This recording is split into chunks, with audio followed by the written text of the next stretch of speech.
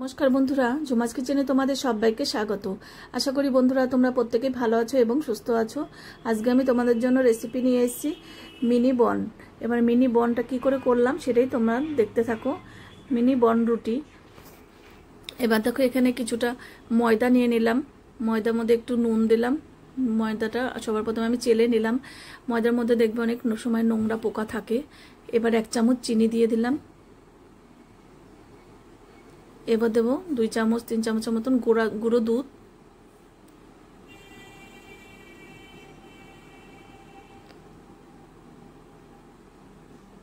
এবার দেবো baking powder,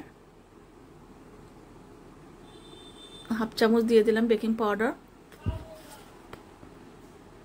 এবার দেবো বেকিং সোডা 1/2 চামচ।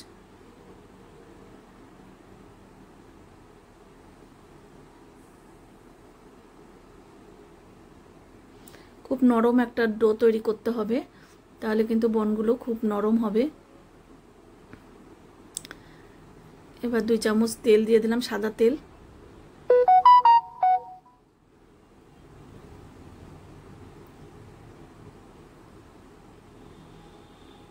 এবার অল্প অল্প জল দিয়ে একটা ডো তৈরি করতে হবে।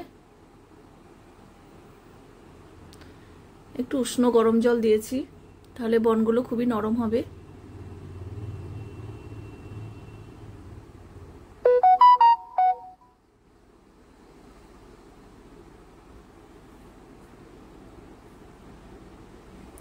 এবার দেখো হাতের সাথে লেগে যাচ্ছে, সেজন্য আরেকটু তেল দিয়ে দিলাম। তেল দিলে দেখবে একদম পুরো হাতের থেকে এগুলো আটাগুলো একদম সরে যাবে।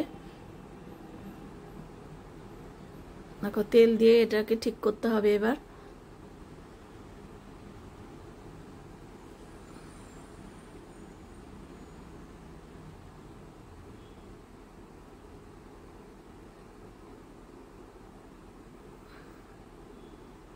দেখো কতটা নরম ডো তৈরি করেছি। এবার এইভাবে পেঁচিয়ে পেঁচিয়ে ভালো করে এবার এটা ঢাকা দিয়ে রেখে দেব 10 মিনিটের জন্য।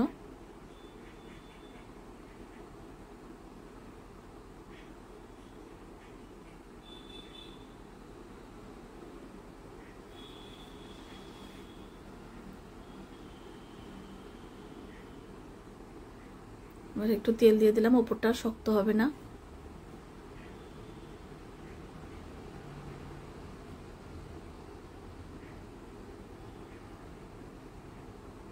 এবার 10 মিনিট পর আমি চলে এসেছি। দেখো ডোটা কিন্তু ফুলে উঠেছে। এবার আবারও ভালো করে মেখে নিচ্ছি।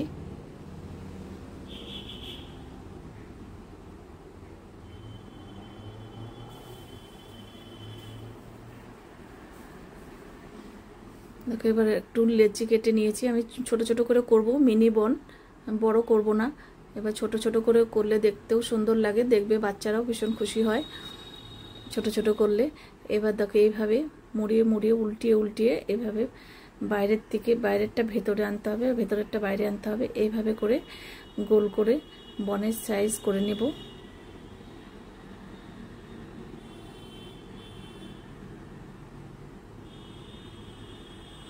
এইভাবে আমি সবগুলো বানিয়ে নিয়েছি। এবার আবারও ঢাকা দিয়ে 10 মিনিট রেখে দেব। এবার দেখো 10 মিনিট পর আবার এটা আলগা করে আমি দেখে নিচ্ছি। দেখো ফুলে উঠেছে কিন্তু। এবার একটু হালকা করে দুধ ব্রাশ করে নিলাম। তোমরা চাইলে ডিমের কুসুমও দিতে পারো। আমি এটা নিরামিষই রাখলাম, ডিম দিলাম না। আর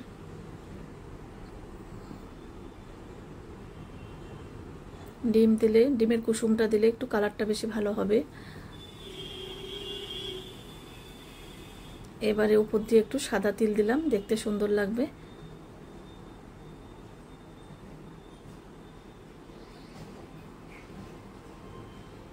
এটা আমি কেক মোল্ডে নিয়েছি, একটা বাটার পেপার দিয়েছি, তাহলে আর তেল ব্রাশ করে দিয়েছি। এবার দেখো ঢাকা দিয়ে এবার আমি একটা লবঙ্গ দিয়ে দিলাম যাতে বাতাসটা না বেরোয়। এবার দেখো বনগুলো কিন্তু হয়ে গেছে, আমি দেখে নিচ্ছি। দেখো একটু কালার এসছে, খুব বেশি কালার আসেনি। এবার ওপর দিয়ে একটু বাটার দিয়ে দেবো, তাহলে বনগুলো খুব সফট হবে।